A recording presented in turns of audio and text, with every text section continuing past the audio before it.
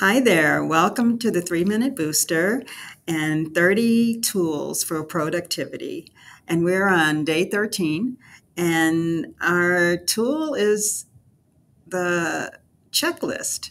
So, Gabriel, what do you have to say about checklists and productivity? So a checklist basically is a list of things where you line out a procedure of things you are doing or you have to check. Like pilots, they have checklists for taking off, for landing, everything like that stuff.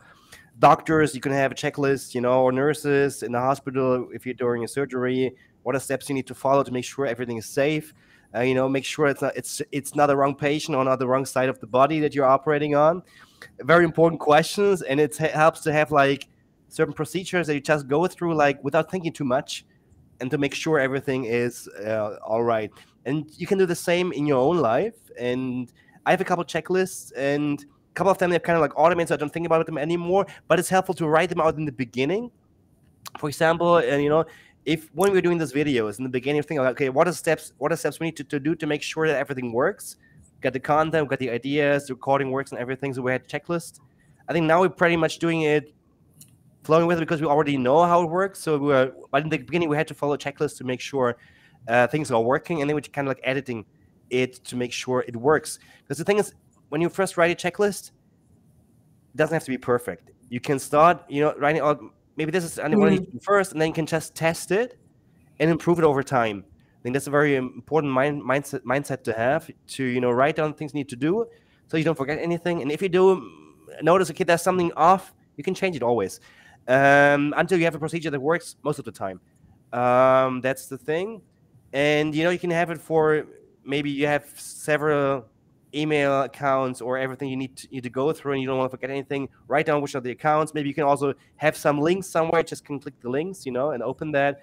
So that these are also checklists. Very useful not to forget anything.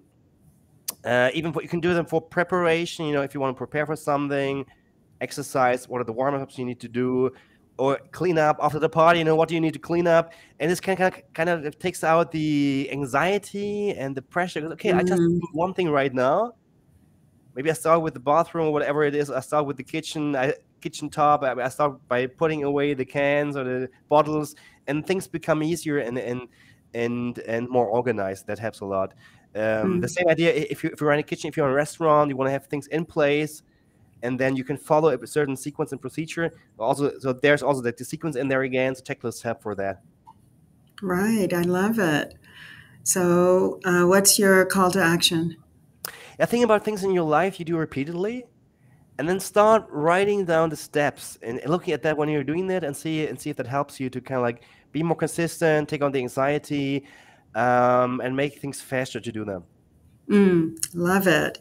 Well, thank you for listening.